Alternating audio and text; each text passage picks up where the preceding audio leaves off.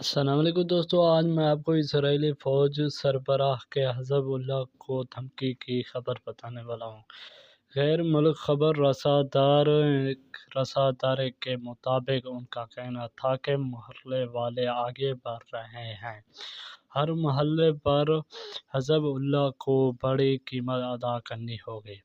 ادارہ اقوام متحدہ انسانی حقوق کمیشن کے سربراہ نے لبنان دھماکوں پر احتساب کا مطالبہ کر دیا۔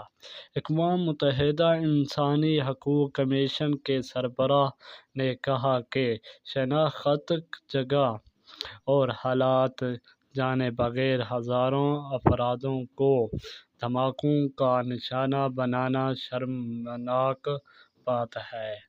دوستو ملتے ہیں اگلے نیکسٹ ویڈیو پہ۔ اللہ حافظ، گڈ بائے۔